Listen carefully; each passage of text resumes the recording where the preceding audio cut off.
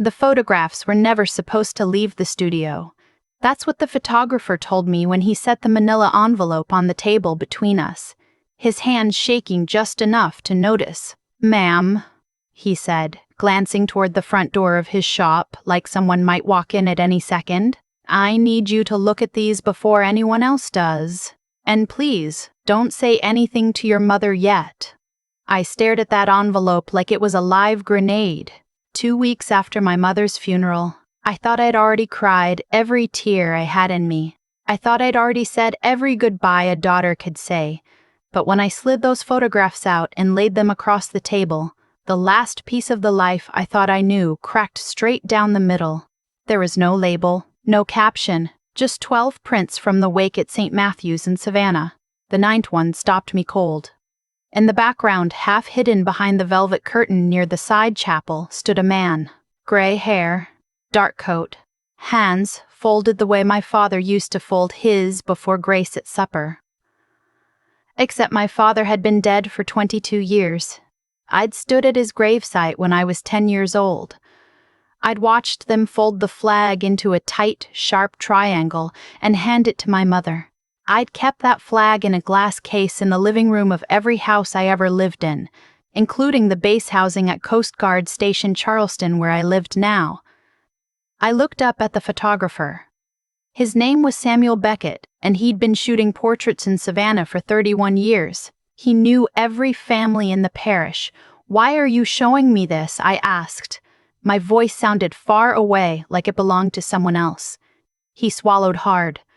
"Because I recognized him, Lieutenant Commander. That's your daddy. I took the engagement photos of your parents back in '94. I'd know that jawline anywhere. And I figured you deserved to know the truth, even if the truth don't make a lick of sense." I drove home to the little house on Tybee Island without remembering a single mile of the highway. The sun was setting over the marsh, bleeding orange into the tide pools, and I sat in my driveway for a long time with the envelope in my lap. The Coast Guard insignia on my uniform cap caught the last of the light. I had served 11 years. I had pulled people out of capsized fishing boats in 40-knot winds. I had navigated hurricanes in cutters that shouldn't have survived them. But I'd never been trained for this kind of vertigo, the kind that makes the ground under your childhood feel fake. Inside the house, I poured myself a glass of sweet tea I didn't drink and sat at the kitchen table where my mother's Bible still lay open to the last passage she'd read before they took her to the hospital. Psalm 23. Of course it was. Psalm 23. Of course it was. Psalm 23. I ran my fingers over the thin, tissue-thin paper and thought about the last conversation I'd had with her, 3 days before the stroke. She'd squeezed my hand and said, "Emma Jean, if anything ever happens to me, I want you to promise you'll forgive. Whatever you learn, you forgive." I'd laughed it off. I'd told her she had another 20 years in her. I'd told her to stop being morbid. Now those words felt like a message written before she even knew I'd need it. I opened my laptop and scanned the photo. I zoomed in. Then I zoomed in again. It wasn't a trick of the light. It wasn't a cousin I'd forgotten about. The man in that photograph had my father's exact widow's peak. The small crescent scar above his left eyebrow from a hunting accident in 1987. And the way he stood with his left foot turned slightly outward from an old knee surgery. Every detail my mother used to tell me about when I asked her to describe him, because I'd been too young to remember on my own. My hands started shaking so hard I had to set the glass down before I broke it. That night I couldn't sleep. I stood out on the back porch, listening to the cicadas and the distant horn of a shrimp boat heading out for the night run. I'd been the rock of this family since I was 10 years old. I'd watched my mother work 2 jobs to put me through the academy. I'd watched her stay single her whole life because she said no man could ever measure up to Daddy. And now I was holding a photograph that said maybe she'd been lied to worse than anyone in history. Or maybe, a smaller voice whispered, maybe she'd been the one doing the lying. I didn't want to believe that, but the Coast Guard teaches you to follow evidence, not feelings. The next morning, I drove out to the storage unit my mother had rented on the edge of town. She'd given me the key a year ago and told me not to open it until she was gone. I thought it was just old dishes, Christmas decorations, the usual boxes of things a mother can't throw away.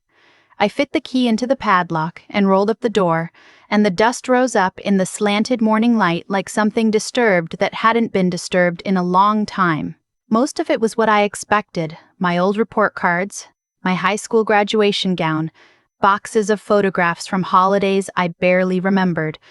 But in the back, underneath a quilt I recognized from my grandmother's bed, I found a steel footlocker I'd never seen before. It had a combination lock on it, 3 digits. I tried my birthday. I tried my mother's birthday. Then, without knowing why, I tried the date my father supposedly died. November 14th, 1998. 114. The lock clicked open on the first try. Inside were letters, stacks of them, bound with twine, dozens of them, and every single one had been postmarked from a town I'd never heard of in Montana. They were addressed to my mother, Loretta Beaumont, at our old Savannah address, and signed simply with the initial R. My father's name had been Robert. I sat down on the concrete floor of that storage unit, and I read the first letter with my hand shaking so badly I could barely hold the paper. It was dated March of 2003, 5 years after his funeral. It said, "Retta, I watched Emma ride her bike to school this morning. From a long way off. She's getting so tall. Tell her the stars are out here too if she ever asks. R." I read every letter. There were 57 of them, spanning almost 2 decades. The last one was dated 4 months ago. He'd been writing to my mother for 22 years from a town called Deer Lodge, Montana, and my mother had been writing back. I drove home in the daze and I locked every door. I pulled the blinds. I sat on the kitchen floor with the letters spread out around me like some kind of investigation board, and I started piecing together the story my mother had never told me. The man I called my father had not died in a workplace accident in 1998. Whatever had happened, he had disappeared. He had gone to Montana, and my mother had known the whole time. My phone buzzed. It was my Aunt Carol, my mother's sister, checking on me like she did every afternoon since the funeral. I let it ring. I didn't trust my voice yet. I didn't trust myself to hear my own family without asking a question I wasn't ready to ask. Instead, I called Samuel Beckett, the man in the photograph. I said, "Did he say anything to you? Did he come into the shop? Did anyone see where he went?" Samuel was quiet for a moment. Then he said, "I saw him leave out the back door of the chapel, Emma. He got into a rental car with Montana plates. I wrote down the number because something told me to." That was all I needed. I took 2 weeks of emergency leave from the station. Captain Rollins didn't ask questions. He just signed the form and said, "You do what you have to do, Beaumont. We'll hold the line here." I packed a duffel bag, loaded my old Bronco, and drove west. 3 days of interstate and diner coffee and radio stations that faded in and out across the plains. I kept my father's folded flag on the passenger seat the whole way because I couldn't bring myself to leave it behind. Somewhere in Wyoming, I'd pulled over at a rest stop and cried for an hour, then wiped my face with a paper napkin and kept driving. Deer Lodge, Montana, turned out to be one of those small western towns where the mountains hold everything in place and the wind never really stops. I checked into a motel off the main strip, and I sat on the bed with a map and a phone book and the return address from the most recent letter. The address led me to a small wood frame house with a red metal roof out at the edge of a valley, set back from the road behind a row of lodgepole pines. I parked my Bronco at the turnout across the way, and I watched that house for 6 hours before I worked up the courage to walk to the door. An older man opened it before I could knock. He was thinner than I expected. His hair was almost white, and he had a beard now, and his shoulders had that slight curve that comes to men who have carried something heavy for a long time. But his eyes were the same eyes I'd seen in every photograph my mother kept on the mantel. His eyes were my eyes. He looked at me for a long time without saying anything. Then he said, "Emma, you've got your mama's chin." I didn't know I was going to cry until I already was. He brought me inside and sat me down at a kitchen table that looked like he'd built it himself. He poured coffee I didn't drink. He didn't try to hug me. He seemed to understand that I needed distance before I could decide anything. Outside, a late March snow was spitting against the window. His name, he told me, was Raymond Hollister now. He'd been Robert Beaumont for the first 34 years of his life. And then one night in October of 1998, he had witnessed something that had changed everything. He'd been a line supervisor at the shipyard in Savannah. He'd discovered that a senior manager was running a scheme to smuggle stolen military-grade components out through the commercial docks, selling them to a broker who moved them overseas. He'd gone to the FBI. He'd worn a wire for 4 months. He'd helped them build the case that eventually indicted 14 people. But in the process, he'd been identified. His truck had been run off the road. Someone had set fire to the tool shed behind our house in the middle of the night. The FBI had offered him witness protection. Him, and me, and my mother. My mother had refused to uproot a 10-year-old child in the middle of the school year. She had insisted I stay in Savannah near my grandmother, near everything I knew. So they made a different arrangement. They staged the accident. They held a funeral with an empty casket, and my father disappeared into the federal witness security program, into a new name, into a new life in a state where nobody knew him, and he could never come home.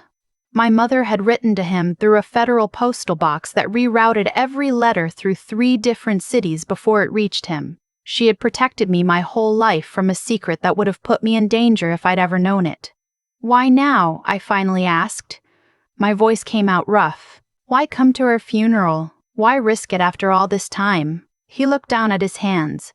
They were the same hands I remembered, or thought I remembered, big and scarred and steady. "Your mama and I agreed, a long time back, that if either of us passed, the other one would find a way to come say goodbye. I made her a promise. The last people from that case died in prison 5 years ago. I reckoned it was finally safe enough. I had to see her one last time, Emma, even if it was only to stand in the back." "You could have told me," I said. My voice was harder than I meant it to be. "I wanted to, 1,000 times. Your mama asked me not to. She said, let Emma have one parent who was whole. Let her grow up, not wondering." "Your mama carried that weight so you wouldn't have to." I sat there for a long time. I thought about all the birthdays my mother had spent alone. I thought about the Christmas mornings she'd smiled through, and the parent-teacher night she'd handled by herself, and the graduation from the academy when she'd sat in the audience alone, applauding so hard I could hear her from the dais. She had lived 22 years of quiet grief in public and quiet hope in private. She had loved a dead man who wasn't dead. She had never remarried, not because no one could measure up to him, but because he was still alive and she was still his. She had given up her whole life so I could have mine. I stood up from the kitchen table and I walked outside. The snow was coming down steadier now. I walked all the way down to the end of the gravel drive and I stood at the edge of the road looking out at the mountains, and I let the wind have my tears without wiping them. My father came out a few minutes later.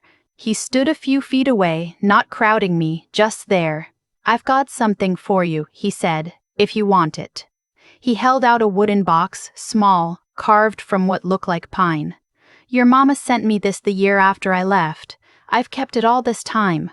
I figured if you ever came, it belonged to you." Inside the box was my father's original Coast Guard Reserve pin. He'd served 6 years before he'd ever worked the shipyard. I hadn't known that. My mother had never mentioned it. Under the pin was a folded note in her handwriting, dated October 1998. It said, "Robert, if one day our daughter wears this uniform, it won't be a coincidence. It will be because you are already in her blood. Love her from far away. I'll love her from far away. I'll love her up close. Someday she'll forgive us both. R." I held that pin in my palm, and it felt warmer than it should have. I stayed in Deer Lodge for 4 days. We didn't try to make up for 22 years and 4 days. That would have been a lie. And I'd had enough lies. But we walked along the river together. He showed me the little workshop where he'd been building furniture for almost 2 decades. He told me stories about my mother when she was 21. Stories I had never heard, about how she'd made him promise on their first date that if he ever lied to her, he'd lie for a reason that was bigger than both of them. He'd kept that promise in his own strange way. He'd lied to keep her alive, and I'd been the reason. On the last morning, he drove me to a small overlook above the valley where he said he came every year on my birthday. He'd watched the town from there and imagined me growing up, graduating, earning my commission, standing on the deck of a cutter. "I didn't get to raise you," he said, "but I never stopped being your father. I want you to know that, whatever you decide to do with it." I drove back across the country with that pin in my pocket and my mother's voice in my head. "Whatever you learn, you forgive." I had thought when she'd said it that she was talking about some argument we'd had. I understood now that she'd been handing me the key to a door she'd been holding shut for 22 years. She'd trusted me to open it the right way. Back in Savannah, I sat down with my Aunt Carol on her front porch, and I told her everything.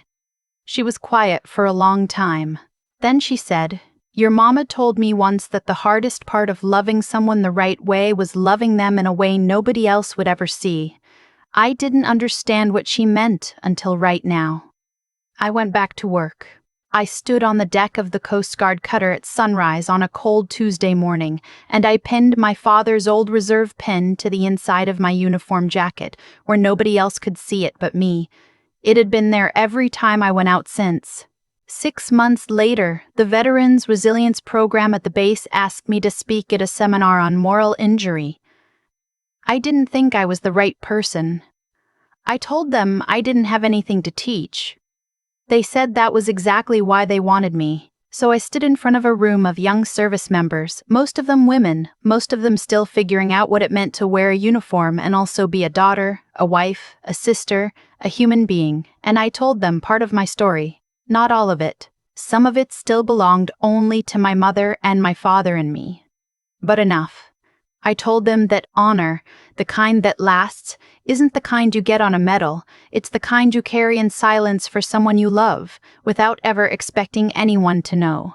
My mother had been the bravest person I ever met, and she had done her bravest work with no audience and no applause. Most of the real work of a life, I told them, never gets a ceremony, but that doesn't mean it doesn't count. It counts more. A young airman in the front row raised her hand. "Ma'am, how do you forgive someone who kept a secret that big from you?" I thought about it for a moment. Then I said, "You remember that they kept it because they loved you, and you ask yourself what you would have done in their place. Most of the time, if you're honest, you realize you would have done the same. Forgiveness isn't about them. It's about letting yourself set the weight down." After the seminar, I drove out to the cemetery where my mother was buried, next to the empty plot that had once held my father's name. I'd asked the groundskeeper to replace the headstone last month. The new one just had her name and the years, and underneath a line she had once written in a letter to a man she'd loved for half a century without being allowed to say his name in public. She loved faithfully, and she loved long, and she never counted the cost. I sat there on the grass for a while as the sun went down over the low country. The Spanish moss moved in the evening breeze. Somewhere, a Coast Guard helicopter was crossing back over the coast, its rotors a distant thrum. I recognized the way you recognize your own heartbeat. I reached into my jacket and I touched the pin. "I found him, Mama," I said out loud. "I met him. He's good. You did right by both of us. You did right by all 3 of us." The wind moved through the oak trees and it felt, for a moment, like a hand on my shoulder. When I stood up and walked back to my truck, the sky was deep blue and the first stars were just starting to come out. The same stars my father had watched for 22 years from a valley 2,000 miles away. The same stars my mother had watched from a kitchen window. The same stars I had watched from the bridge of a cutter on 1,000 different nights, without knowing that somewhere out in the dark, they were watching them too. I drove home with the windows down. For the first time in a long time, the air in my lungs didn't feel borrowed. It felt like mine. If this story has found you at a time when you're carrying something you think nobody else can understand, I want you to know something. The people who love us carry things for us that we never see. The people we think we've lost are sometimes closer than we know. And the truth, even when it comes late, even when it comes in an envelope across a stranger's table, is always, always worth knowing. If this touched something in you, stay a while. Tell me where you're watching from. And if you've ever had to forgive someone for loving you the only way they knew how, I'd like to hear your story too. Someone out there tonight needs to know they're not alone.